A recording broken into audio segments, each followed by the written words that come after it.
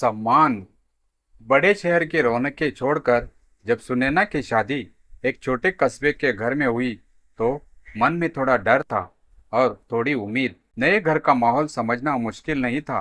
यहाँ सब कुछ नियमों से चलता था और उनमें सबसे अधिक चुप थी उसकी सास शांता देवी।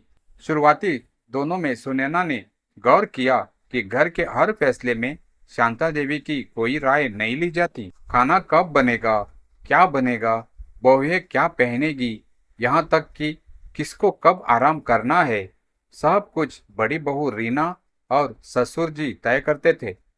शांता देवी बस सबकी हाँ में हाँ मिलाती थी और अपने कमरे में चली जाती। वहां वे चुपचाप बैठकर सिलाई कढ़ाई करती, जैसे अपने मन की बात उस धागे में पिरोती हो। एक दिन सुनैना ने देखा कि शांता देवी पुराने कपड़ों से बेहद सुंदर पैचवर्क बैग्स कवर और कढ़ाई वाले रुमाल बना रही थी। हर डिजाइन में एक गहराई थी, जैसे हर टाका उनके सालों के अनुभव और भावनाओं से बुना गया हो। माँ जी, ये सब आपने बनाया है? हाँ बेटा, ऐसे ही टाइम पास के लिए बना लेती हूँ। पहले कुछ ऑर्डर भी आते थे, लेकिन अब तो घर के कामों से फुर्सत ही कहाँ मिलती है।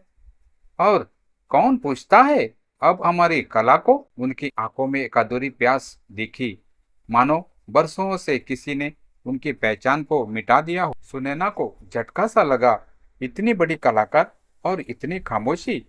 अगले ही दिन सुनैना ने उनके बनाए बैग्स की फोटो खींची और एक इंस्टाग्राम पेज बनाया, हैंडमेड बाय अम्मा। शुरुआत में बस दोस्तों ने तारीफ की, कुछ ने ऑर्डर भी दिए, लेकिन देखते ही देखते पेज पर फॉलोअर्स बढ़ने लगे। लोगों को शांता देवी की कला में कुछ खास नजर आया। उसमें एक अपनापन था, एक कहानी थी। जब पहला बड़ा ऑर्डर आया, सुनैना ने खुशी खुशी माँ जी के हाथ में फोन थमाया। देखिए माँ, किसी ने 5 बैग्स का ऑर्डर दिया है और आपके फूलों वाला डिजाइन उन्हें सबसे ज्यादा पसंद आया है। शांता देवी की आंखों में नमी उतर आई। तू तो मेरी बेटी है, बहू नहीं। सालों बाद किसी ने मेरी कला को देखा। धीरे धीरे घर की हवा बदलने लगी। अब शांता देवी के कमरे में सिर्फ धागे और कपड़े नहीं, बल्कि हौसले और सपनों की गूंज होती। बड़ी बहू रीना, जो कभी ताने देती थी, अब वही पूछने लगी, माँ जी, इस बार वाले बैग में रंग कौन सा डालें? ससुर जी, जो कभी कहते थे कि बुढ़ापे में आराम करो, अब गर्व से मोहल्ले में बताते, मेरी घरवाली के बैग्स अब दिल्ली तक बिक रहे हैं। हैंडमेड बाय अम्मा अब सिर्फ एक इंस्टा पेज नहीं रहा, ये एक पहचान बन गया। महिलाओं के लिए वर्कशॉप शुरू हुई। कॉलेज की लड़कियां सीखने आने लगी। शांता देवी की आवाज अब सिर्फ सिलाई मशीन की गूंज नहीं थी, वो अब मंच से बोलने लगी थी। एक दिन लोकल न्यूज चैनल का रिपोर्टर घर आया। इंटरव्यू में शांता देवी से पूछा गया, आपको इस उम्र में इतनी पहचान कैसे मिली? शांता देवी मुस्कुराई और एक ही वाक्य बोला, जब सबने मुझे बुला दिया, मेरी बहू ने मुझे फिर से खुद से मिलवाया। शांता देवी की उस बात ने रिपोर्टर को भी थोड़ी देर के लिए चुप करा दिया। कैमरा उनकी मुस्कान पर टिका रहा और शायद पहली बार लोगों ने महसूस किया कि सास बहू के रिश्ते सिर्फ झगड़ों की कहानियां नहीं होते, कहीं कहीं ये रिश्ते नई जिंदगी की शुरुआत भी बनते हैं। अब घर का हर कोना बदल गया था। जहां पहले चुप्पी होती थी, अब वहां सिलाई मशीन की आवाज के साथ साथ हंसी की खनक गूंजती थी। शांता देवी की सुबह अखबार के साथ नहीं, बल्कि नए डिजाइन सोचते हुए बीतती। सुनैना उसका दाहिना हाथ बन गई थी। दोनों एक टीम की तरह काम करती, बैग्स के लिए कपड़े चुनती, रंग तय करती और पैकिंग तक साथ करती। एक दिन जब सुनैना अपने मायके गई तो शांता देवी ने उसके बैग में एक छोटा सा लिफाफा रख दिया। जब सुनैना ने खोला, उसमें एक खूबसूरत रुमाल था जिस पर लिखा था, तूने मुझे खामोशी से आवाज दी और मैंने खुद को फिर से पाया। सुनैना की आंखों से आंसू बह निकले।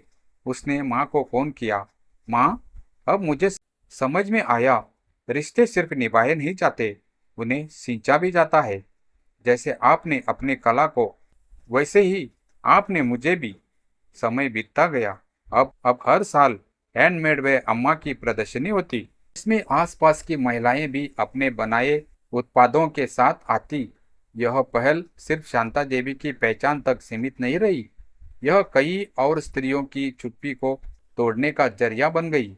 एक दिन दिल्ली के एक बड़े फैशन इंस्टीट्यूट से कॉल आया। उन्होंने हैंडमेड बाय अम्मा को एक विशेष अतिथि के तौर पर आमंत्रित किया। शांता देवी को अब मंच पर उन्होंने हैंडमेड बाय अम्मा को एक विशेष अतिथि के तौर पर आमंत्रित किया। शांता देवी को जब मंच पर उन्होंने अपने अनुभव साझा किए तो वहां बैठी लड़कियां भावुक हो गई। किसी ने पूछा, दादी, आप हमें एक सलाह देना चाहेंगी? शांता देवी ने मुस्कुराकर कहा, बेटा, कला उम्र नहीं देखती और पहचान चुप्पी में नहीं, अपने अंदर के विश्वास में मिलती है। बस किसी एक को चाहिए जो उस चुप्पी को सुन सके। तालियों की गूंज से हॉल गूंज उठा।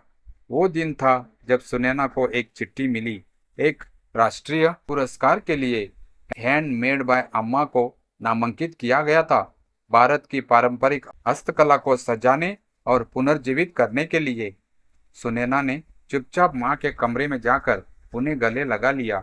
माँ, आपने मेरी जिंदगी बदली और अब देखिए आपने कितनों की बदल दी। शांता देवी ने धीमे से कहा, और तूने मुझे मेरी जिंदगी लौटा दी। यही थी एक चुप सास और समझदार बहू की कहानी, जहां रिश्ते सिर्फ रिश्ते नहीं रहे, वो उम्मीद, आत्मसम्मान और पहचान की मिसाल बन गए।